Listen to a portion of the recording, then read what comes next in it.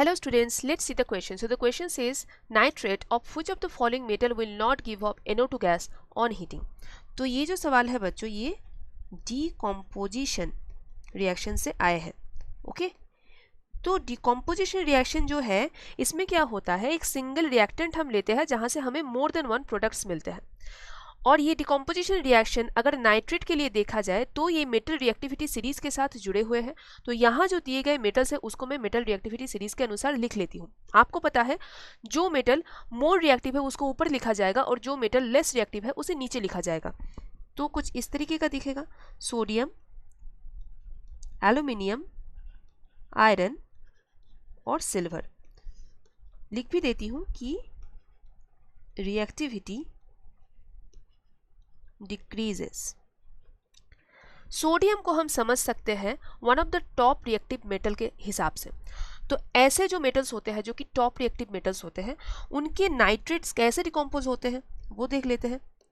Sodium nitrate अगर इसको हम हीट अप करेंगे तो हमें मिलेंगे सोडियम नाइट्राइट और उसके साथ ऑक्सीजन.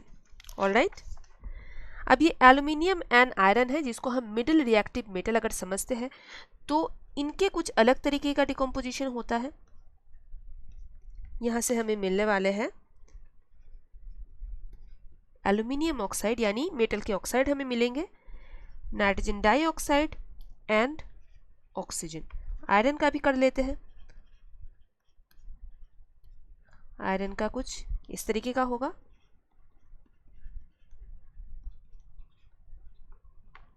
ओके सिल्वर का भी कर लेते हैं. सिल्वर जो है, silver is one of the least reactive metals हैं.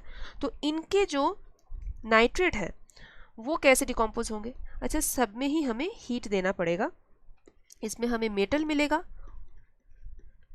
Nitrogen dioxide and oxygen. तो सवाल पूछे गए हैं कि इनमें से कौन सा मेटल है जिसके नाइट्रेट के डिकम्पोजिशन में NO2 गैस हमें नहीं मिल रहे हैं. आप देख सकते हो कि जो मोस्ट रिएक्टिव मेटल्स होते हैं जैसे कि यहाँ सोडियम है उसमें से हमें ये NO2 गैस नहीं मिलेंगे अगर उनके नाइट्रेट को हम डिकम्पोज करते हैं तो. So the correct answer is B, sodium. I hope ये समझने में आपको कोई डिफिकल्टी नहीं है. Thank you so much.